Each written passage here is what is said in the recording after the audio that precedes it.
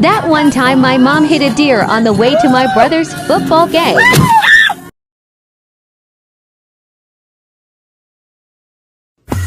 $19 Fortnite card. Who wants it? No more Fortnite?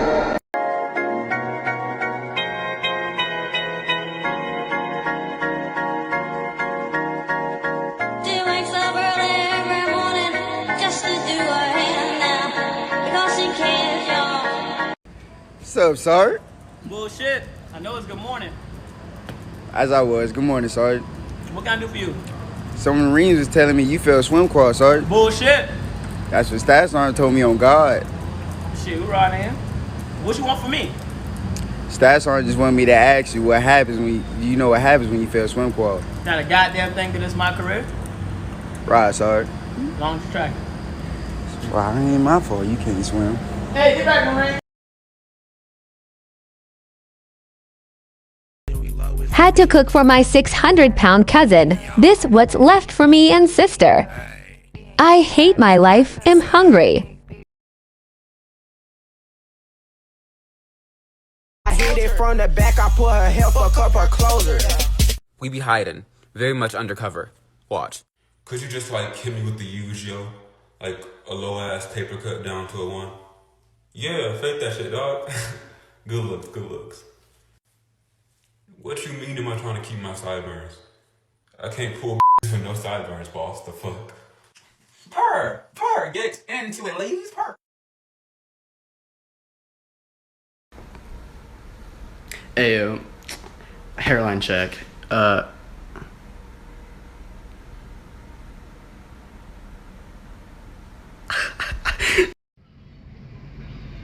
Hey, Marine, what's the speed limit coming through here? Shit, like 20? Bullshit. What you mean? Then why was you doing 50 miles per hour coming through here? I wasn't doing that. So you didn't just post a Snapchat with your speed on it, caption, Govy move like a Charger scat pack, bit fast as fuck, boy. Nah, I ain't gonna lie, I was pushing this motherfucker. Okay. Since you like Chargers, I'm gonna give you a charge sheet scat pack. No. I'm gonna route that up and see how fast it go up to the command. I'm sorry. As long as we track. I think black people sound cooler because everything is just shorter, okay? Like a white person will be like, all right. Black person, aye.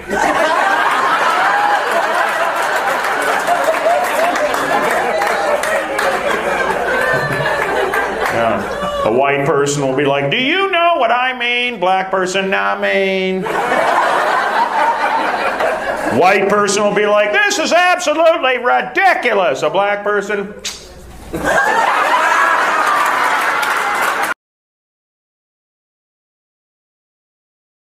Aren't you looking forward to eating Ben's mac and cheese? Yeah, Ben. If he take that nutmeg out. Yes, of course. You do not have to do this. He want to put us on something new.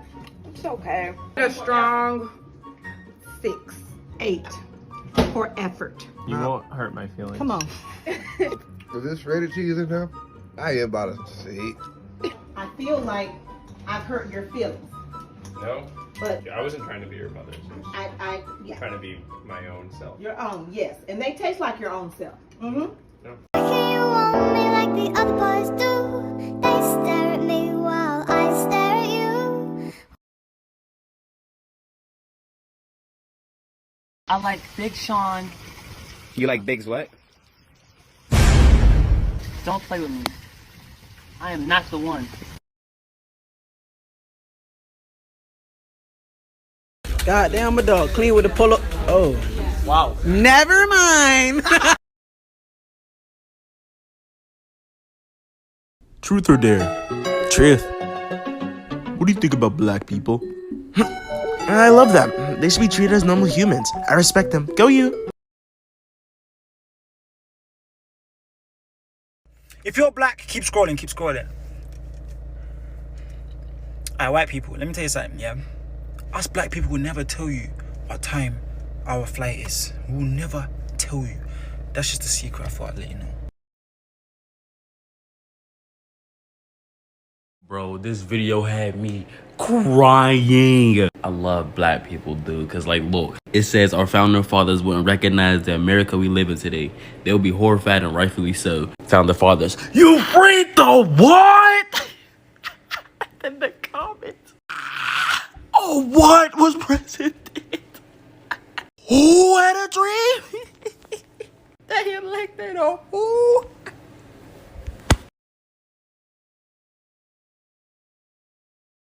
You're a dirt asshole, and you Oh, am I? shit for my man, my son. You're mad? We need to have a hard sit down on why emotional incest runs rampant within our community, especially when it comes to toxic single black mothers. Because let's be real, this is how this shit goes. Your exes wasn't shit. You look down at your son and you're like, you know what? I don't want my son to grow up like these men. I'm gonna raise him into something better, which is something beautiful. But what y'all end up doing is not building a better man for somebody else. You're building a better man for you. And that's why when they grow up and start dating and having little girlfriends, fiancés, whatever, y'all want to get jealous and nasty as if that is your man. As you can see through the video, that woman knew exactly what she was saying. She knew exactly what she meant, but she slipped up and told the truth. And her seeing her son as her man is the same reason why in a lot of black households, it's the daughters that do everything, even though they get treated like shit. And the sons, they ain't got to do a damn thing. They get treated like kings. They literally get treated as if they are the man and the husband of the house. But I digress.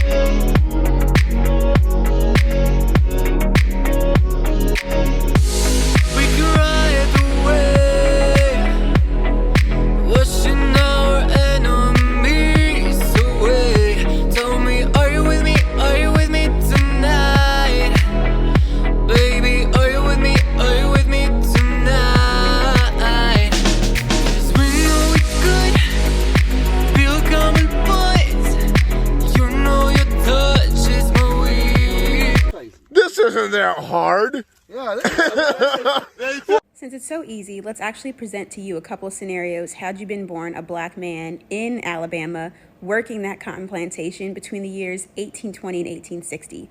I also saw some people in your comment section saying free food and housing. That sounds like a great deal. So let's incorporate those things in as well. You may or may not get to start off your day with some breakfast, which would usually consist of cold cornbread or cornmeal mush, and then you have to get started.